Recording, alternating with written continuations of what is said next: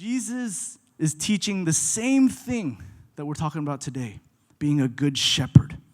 And he's also talking about sheep. And not only does he describe what is a good shepherd, but he also brings up the fact that there are bad shepherds. And he uses words, negative images of shepherds. He uses words like thieves and bandits and strangers. He says they're bad shepherds and they're also fake shepherds. In John 10, verse 9, he says, I am the gate for the sheep. I am the gate. Whoever enters by me will be saved and will come in and go out and find pasture. And then 2 times he says, the most important parts that I want to highlight today in John 10. He says, I am the good shepherd. The good shepherd lays down his life for his sheep, for the sheep. And then John 10, verse 14, I am the good shepherd. I know my own, and my own know me, just as the Father knows me, and I know the Father. And I lay down my life for the sheep. So 2 thoughts here that Scripture is pointing out. Number 1, Jesus is a gate. Jesus is the gate. He's the only gate that allows the sheep to enter into a place of safety. That's why Jesus says, no one comes to the Father except through me. A place of safety goes through Jesus. And then secondly, he is the good shepherd. He is the ultimate model of what it means to be a good shepherd.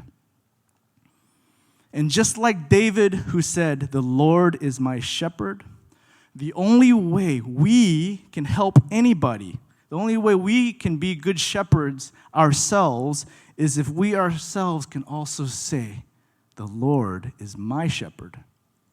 Jesus is my shepherd. And I believe this is the reason why David was described as a man after God's own heart. In spite of the things that we know, y'all know the story of Bathsheba and some of the sin that he committed, and obviously he repented, and we know some of the flaws of David, but yet he's still considered a man after God's own heart. I really believe it's because he knew God as a shepherd, and he knew how to live like a good shepherd. And now that the Son of God has come, now that the Son of the Father who was invisible, now that Jesus has come, through Jesus we can also learn, like David, to be good shepherds. And if you don't remember anything about today's message, just remember this, because they were confused and helpless like sheep without a shepherd. And he said to his disciples, the harvest is great, but the workers are few. So pray to the Lord who is in charge of the harvest. Ask him to send more workers into his fields. I hope you catch this vision. Every one of us has the capacity and ability to be amazing, skillful shepherds after God's own heart. There is a people, there is a person, there is a isolated person in your life that is being tormented by the enemy, because he has no way out. He doesn't know how to find a place of safety. Just like those sheep, any day now they could be walking off the cliff.